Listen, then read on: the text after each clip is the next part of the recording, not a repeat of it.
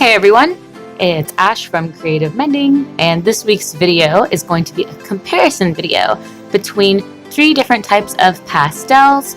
I usually get questions about quality versus cost, and as you can see, I've done a little bit of investing in this area, so I thought it would be super fun to make a video about it. What I'm looking for in a pastel is going to be the cost, the transparency, the blendability, and also the weight, because sometimes that can affect your application as well. Let's take a quick overview of the pastels that we're going to be comparing in this video. First up is going to be these Gallery Artist soft pastels. They're like $10, and you can buy them at most general art supply stores.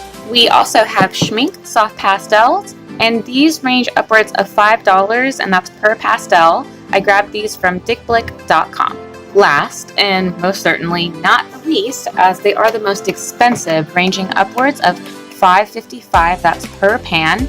I also grabbed these from dickblick.com. These are PanPastels. I'm going to be doing my tests on this lovely girl who has been through quite the ringer with me. I'm hoping one day, after all this horrible abuse, that I will be able to give her a proper face up.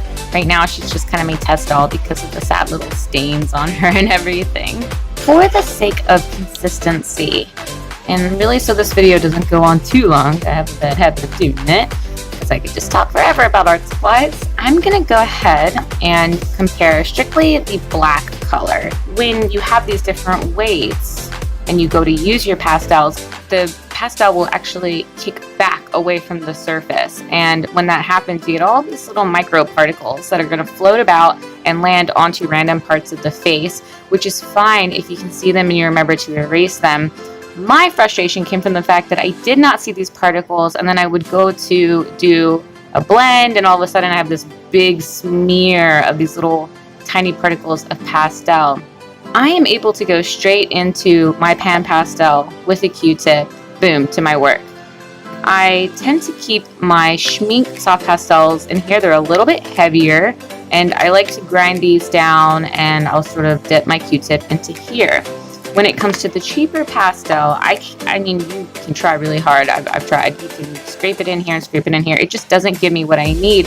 So I actually like to take this razor blade here and scrape out what I will probably need for whatever it is that I'm working on. Right? So that's just one of those things to keep in mind. Dab off that excess, because that is the kickback I'm referring to, that will end up on the face, and then I end up smudging it, and it makes me so mad, so I'm just not going to do that. So for the softest pastel, I'm going to try and choose a nice little area that seems pretty bare. I'm going to come right here onto the face there, and so you've got that sort of kickback that I'm talking about, all those little particles. So I've now got this habit of where I'll blow that off really quick. Right, so we can do that, and then I'll use the other side and just sort of outwards blend. Right, you get some pretty good coverage from the gallery. I've actually used these for the first year that I was even making and selling my doll face up, if you want to call it. So you can work with any material that you can afford. All I'm showing you is the different behaviors, and yeah, you can do this. You don't have to wait until you can afford the most expensive thing. I'll show you, because it's not even that big of a difference. It's really just preference. You do what you want to do. So you see all those little particles there? Just remember to sort of, don't know how to explain it, but as usable as they are, I just can't get my work as clean as I would prefer it. Moving on, but they're very usable. The reason I've kept those is because they're fantastic for working on miniatures. If you sculpt polymer clay, they create a really good texture on any of my miniature foods. It makes them look sort of like really sort of imperfectly perfect. I'm rambling. Let's move into our Schmincke pastel. They can get a little bit more coverage quickly, but I can still blend really quickly too. You'll see is I can actually get some good blending outwards from that. You can push that purity a little bit further. Just have to come back in here and sort of rework your shaded area, darkened area.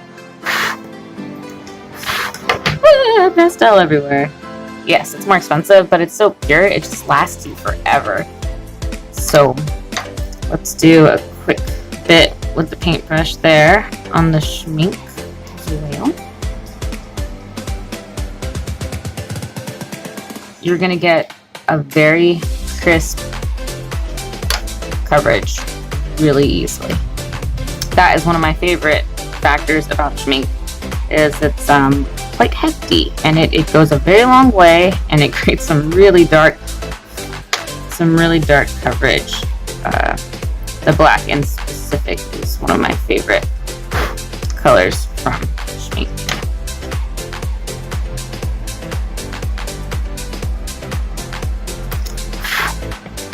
So come back with that. So see, yeah. So that's the Schmincke. It's a gallery, and then the Schmincke. All right, and my personal favorite, you will find, we'll do the PanPastel. I get very little kickback from the get-go. It's quite I don't know how to explain the weight. It's like a thick weight, right? I don't know. It's just it's bound together very well. It's just a really comfortable pastel right out of the pan. So why don't we go right here in the middle.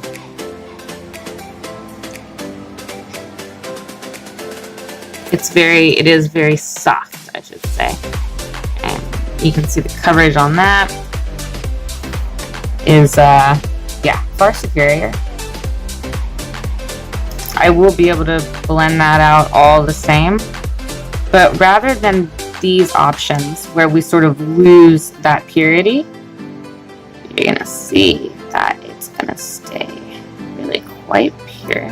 It's very easy to blend. I love PanPastels. I can't go on enough about them. I guess I should tell you in conclusion that I love PanPastels, right? Because, yeah, they are just incredible, and I'm gonna keep on working this a little bit. Kind of looking like a bullet hole in the head. I'm okay with that.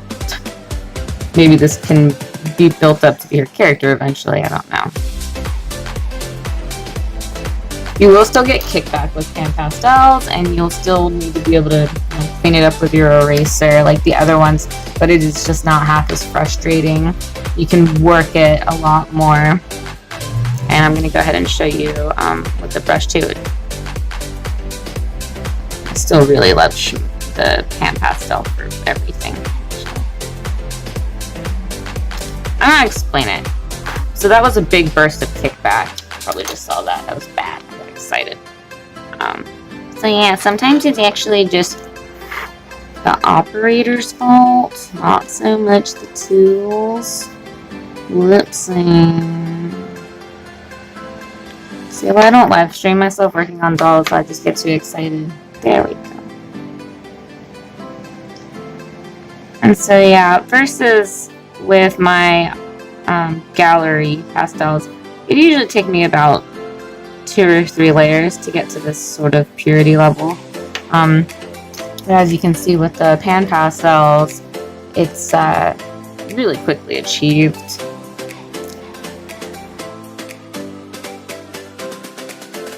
If you're starting to feel overwhelmed about investing in something like the PanPastels or the Schmincke, definitely check out the video link that I'm going to leave in the description box below, where I talk about building your own PanPastel set. Even though it's specifically about PanPastels, it's definitely adaptable information for the Schmincke, so I hope you'll check that video out. And I just can't achieve that with my other options in one fell swoop like that. So that is definitely why I ended up permanently sort of moving to the PanPastels there.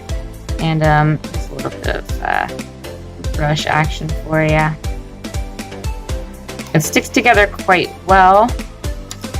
And I do want to show you that yes, with the Schmincke, you do get this gorgeous, dark cover, pure coverage very quickly as well. It's just a matter of preference, like what feels comfortable.